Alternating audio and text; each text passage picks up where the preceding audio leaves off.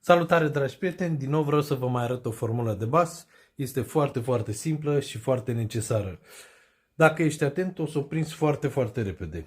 Și cât mai mult exercițiul ăsta la viteză.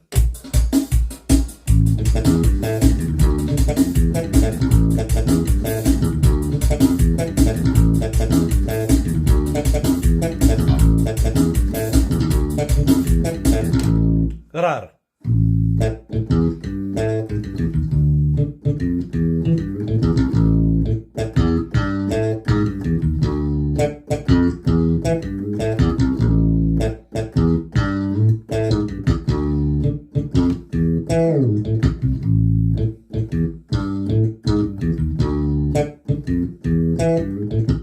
Digitația este foarte importantă ca să-ți iasă.